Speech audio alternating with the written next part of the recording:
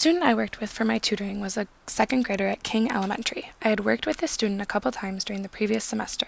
I knew from prior experience and through reading assessment, specifically the BRI, that she had an instructional reading level of second grade and an independent reading level of first grade. The student has very good self-correcting strategies and reads well within context. So what we're going to do today, I'm going to read this one to you and then you get to read one to me, okay?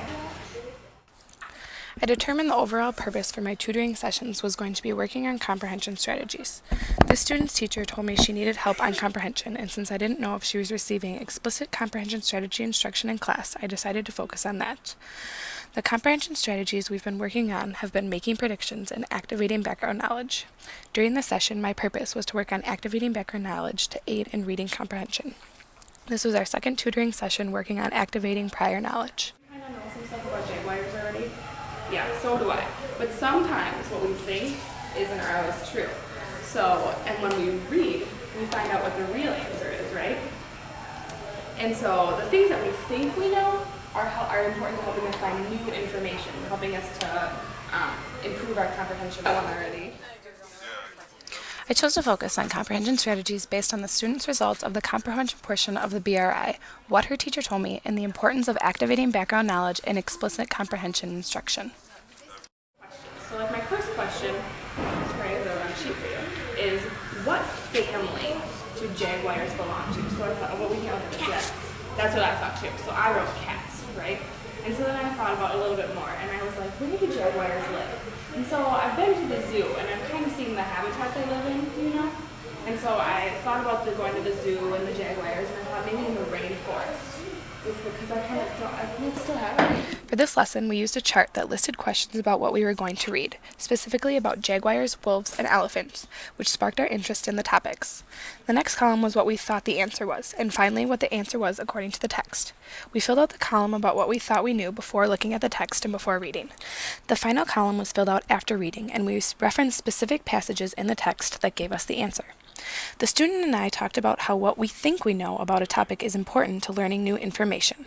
Recognizing that the things that we think we know might be wrong helps us to be better readers and to better understanding of what we're reading. The article that I used to model activating background knowledge was about jaguars.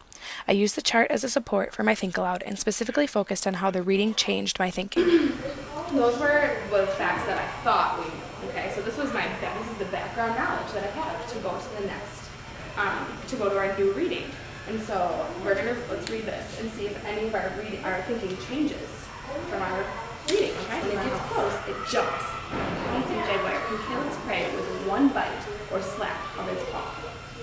So I learned some new stuff from this reading. Some stuff I already knew about jaguars was true, but I also learned some new stuff. So what I'm going to do is we're going to go back to our question. So what families do jaguars belong to? And we were right. Right here in the first sentence it says cats. So we were right. Wild cats. Great, so I knew that one. So my new learning is the same as my old learning. So the second question I was wondering about was where jaguars live. Here on the second page it says they live on the Amazon. So I was right, they live in the Amazon rainforest, but where else did it say they live? On mountains. And mountains, so that's new learning, in grasslands, and it also said they live near water. So that was new learning. So my thinking definitely changed by reading this article. Some things that I thought about jaguars were right, but I definitely learned some new things too. So you see how thinking grows by reading? Yeah. So, but now I know the truth, and some of my misconceptions were right and some were wrong. So it's good that we read that. I still have it. The student had the choice to read about wolves or elephants. She chose the passage about wolves. During guided practice, we used a similar chart to record background knowledge and to record how our thinking changed or grew based on the text. The student seemed to know a little bit about wolves. The question and the graphic organizer were a good way for the student to visualize the information and record her knowledge onto paper. By the third question, the student was able to notice how the questions related to our reading and how our thinking was growing through the text. First, what do you think you know about wolves before you look at this? What do you know about wolves? I know that they like to kill cats, deer. They're predators, right? Is that what you're talking They're about? enemies. Predators. Okay. So where do you think wolves live? Let's get our background thinking. Where do wolves live? Forests. Forests. Where else? Woods. Woods. That's good. What does a wolf look like?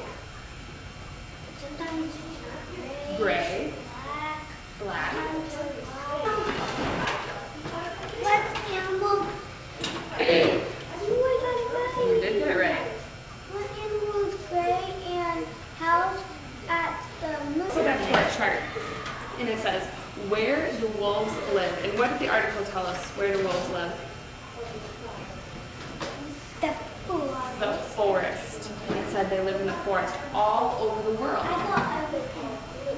All over the world. So you're right. Some of your previous thinking was right, and then it just got added to by the reading, didn't it? So we learned a lot more, and we're able to better understand it by what you already knew. Right? So what does a wolf look like? We had a really good analogy. What did it look like? Gray, white, black. What did it look like though? What other animal?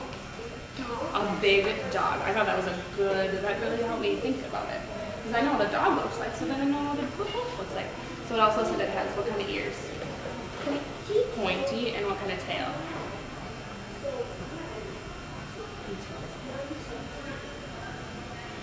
A long tail. And this one you already knew. But its teeth. Overall, I think the lesson went really well. Before taping, I told the student that we were going to be movie stars and that several people were going to be watching her, so I think that put her on her best behavior. This confirmed my belief that this student's number one deterrent during reading is staying focused and motivated. Since this was our 6th tutoring session, the student was familiar with the process of explicit instruction and how I was going to model first, and then it would be her turn. I actually think that the nonfiction comprehension kit was a little too low for her reading level. She read with confidence and accuracy and was able to refer back to the text to answer our comprehension questions. If I were to do this lesson again, I would prefer to use a larger chart and allow students to develop questions of their own that they hope to find while reading. I would also like to talk more about misconceptions, what they are, and how they affect our reading.